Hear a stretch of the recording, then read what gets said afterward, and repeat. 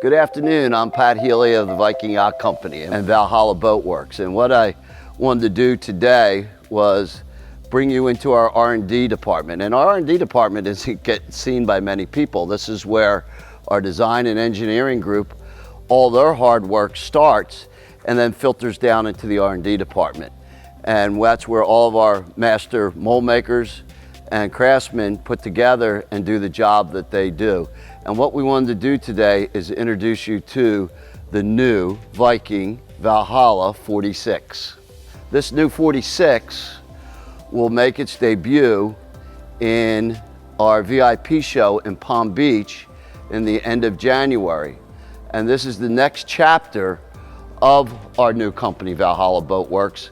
And what you'll find in this new chapter is a company of the success that it's had over this last 12 months. We have delivered and built 70 Valhallas, and we have an order book of an additional 75. And now with this new product, it's going to be incredible. And I have David Wilson and Lonnie Rutt with me today, and they were, along with Ryan Higgins, were the driving force behind this project. So I'd like to bring them in now and let them explain to you what our reasoning was and what we've done to accomplish this in such, again, a short period of time. And I must point out this mold. I mean, you see a lot of molds, but you don't see a mold built like this. With the framing, that's all framed in 3/4 inch plywood, laminated together, laminated, stapled, and then of course with my father's lasting influence here at the Viking Yacht Company, framed in steel. We'd like to bring in David and Lonnie at this time. As Pat said, 70 models in now with all three models of the 33, 37, and 41. This new model, the 46, we kept the whole team together. Michael Peters' team, our team, and the hull bottom, everything we found in all the early sea trials, just great success. The boat's running fantastic, and we kept with the same double chines, a little bit of rocker in the boat, and the SVVT bottom, locking in our steering, all that just morphs right into this model very nicely. So the big difference with this model was really, as usual with all our models, is customer demand, asking for more in the 41 in the way of accommodations and a cabin, air conditioning, a generator. All of that was leaning us towards a larger boat. We weren't looking to squeeze any of this into our 41.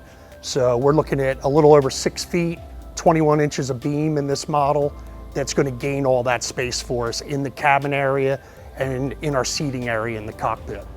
So this is one of the larger parts that I was speaking about earlier with the LOA of the boat. The overall length that we added in 6 feet demanded the room that we needed for the console to include the interior space that the customers are asking for. We added some different forward seating that you see here from the 41 in the live well area. But that overall 6 feet really allowed us to get the accommodations that the customer's looking for with the added amenities of a full head with shower, wet head, and the air conditioning space, a little larger bunk space, a nice sized galley for this size boat. With that added length for the console and the accommodations, we also gained quite a bit of volume aft for the seating areas and the raised platform. And what we did in the back end of the boat for the second row seating, we're also looking at an aft-facing mezz in the second row. So we'll have 2 rows of seating and the aft mezz now, much like the 41 carried. All of that on a 7-inch raised platform for increased and improved visibility at a boat of this length at 46 feet.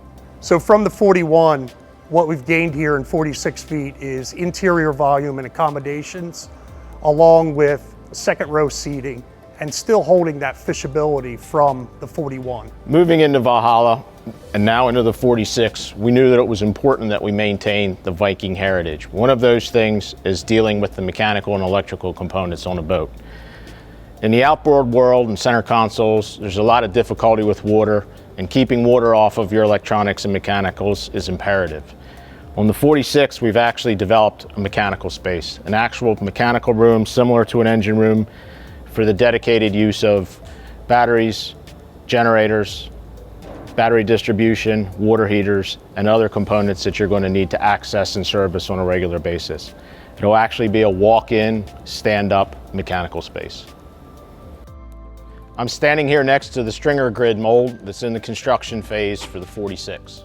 Keeping with the Viking philosophy of optimizing materials and structures, we developed the stringer grid to be an infused, standalone part that would be put into the mold and then into the hull during construction process. Part of the stringer grid actually includes an integrated section for the Seakeeper. Unlike most builders, it's part of the design.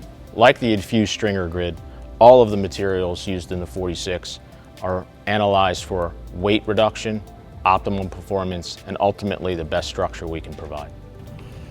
I would like to thank all of you for viewing our premiere today of the 46. We look forward to seeing all of you in Palm Beach at the VIP show when we introduce our world premiere. And keep an eye out over the next 3 to 4 months because we're going to be bringing you weekly updates on our project.